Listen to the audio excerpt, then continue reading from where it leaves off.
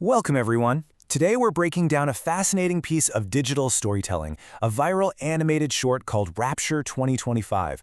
What's so compelling about this source material is how it takes a deeply rooted theological concept and just injects it with a fast-paced modern narrative. It's totally designed to provoke a strong emotional response. We're going to break down exactly how this story is built, how it ramps up the tension, and the very specific choices it makes to deliver its ultimate message. Okay, let's dive into this.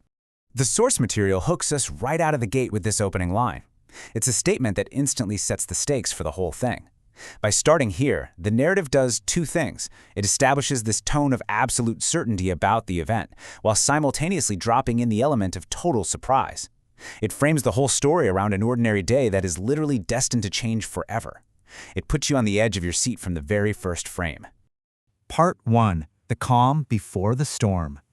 Now, before that storm hits, the story goes out of its way to build up a super relatable, bustling world.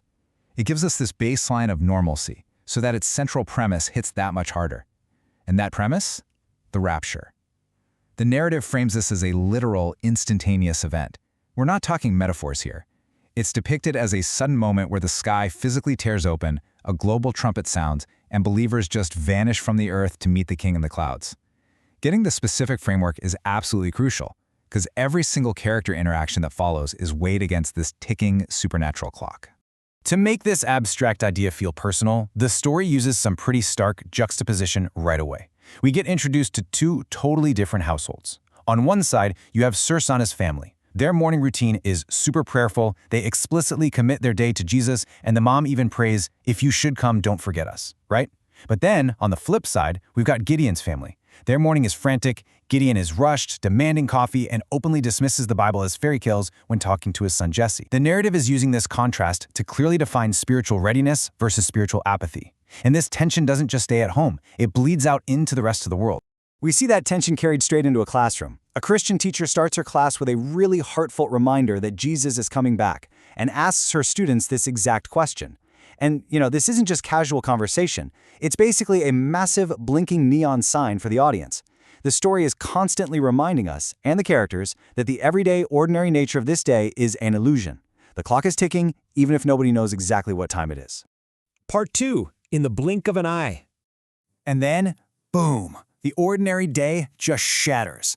We shift so rapidly from mundane routines in shopping malls and offices to a cataclysmic, world-altering event. And this brilliantly illustrates the sheer speed of what's happening. The pacing just hits the gas. At 0 seconds, the sky begins to change and the clouds part. 2 seconds in, a trumpet echoes across the entire globe. By second 3, people literally vanish in a flash, leaving nothing but their earthly clothes behind. And just 10 seconds in, driverless cars are crashing and total, absolute chaos kicks off. The creators compress massive global change into just a few literal ticks of a clock to really hammer home how sudden this is. But right in the middle of that crazy, rapid timeline, the narrative pauses just long enough to show us the immediate reaction of those prepared characters. For the ones who were spiritually ready, like the kids we met earlier, there's this super brief, awestruck moment of realization. They see the light, they know exactly what's happening, and they speak this line of confirmation just a split second before they vanish. It gives this really quick sense of vindication for those characters before the whole story plunges into chaos. The source material actually maps out a highly specific physical sequence for this event. First, the living believers vanish instantaneously. Second, their physical, earthly clothes are left behind, which is a really prominent visual cue used in the animation to show exactly who is missing. And third, they make sure to include the specific theological detail that the dead are also raised to meet the king in the sky. It's a comprehensive visual representation of the theology the whole narrative is built on. Part 3. Chaos and glory. Right after the event, the narrative splits into two parallel experiences. It builds immense tension by cutting back and forth between two completely different environments. Now, what's really interesting about this visual whiplash is how extreme they designed it to be. Up in the sky, we see this glorious, brilliant scene. Believers are joyful, literally glowing in this great gathering, experiencing joy beyond words in the presence of the king. But then, the animation instantly drops us back down to earth. The day has physically darkened. There's massive destruction, wrecked vehicles everywhere, and the people left behind are just wandering around in total confusion. That juxtaposition is exactly the point. The narrative is leaning hard into the emotional extremes of these two very different outcomes. To really ground this earthly chaos and make it feel like a legitimate global crisis, the story introduces a news broadcasting framing device. We hear from Kelvin reporting for TJN TV, standing right in a city center, telling us that experts cannot explain the sudden disappearance of millions of people.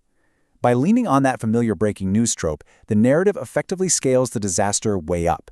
It's not just happening to the two families we met. It's a worldwide phenomenon that's completely overwhelming human understanding. The source material then walks us through the specific tragic consequences on Earth. We see people frantically, desperately searching for missing family members. We hear that emergency personnel are completely overwhelmed by the scale of the destruction. But the narrative focuses heaviest on the spiritual regret. It explicitly shows distressed people running to seek refuge in churches, only to find their way too late. It depicts people desperately searching for Bibles, weeping in remorse. The story really drives home the idea that the time for preparation has definitively passed. Part 4. The Final Warning. And this brings us to the final segment of our explainer. After showing us the sheer scale of the event and the despair of those left behind, the animated short transitions from a fictional story into a direct musical appeal to the audience, just totally dropping the fourth wall. But before it does, it anchors everything we've just seen in a foundational biblical quote. By putting this specific text front and center, the creators are drawing a definitive line between the dramatic, fictionalized events of the animation and the core religious text it's based on. It's essentially the narrative saying, hey, this isn't just a story we made up. This is a promise we believe will actually be fulfilled. Then, the animated short explicitly states its own intent. After bombarding us with scenes of massive chaos, car crashes, and weeping people, the text clarifies, the rapture is not to scare us, but to prepare us. So the crucial takeaway here is that the creators view all that preceding apocalyptic imagery not as a horror movie, but as a super urgent wake-up call. The emotional weight of the narrative, that intense fear of being left behind, is utilized specifically as a motivational tool to get people ready.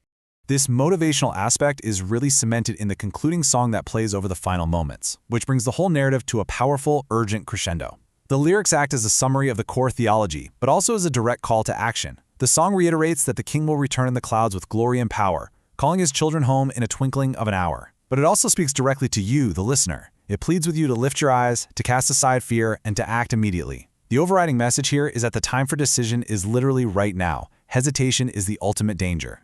Which leads us perfectly into the final frame of the source material.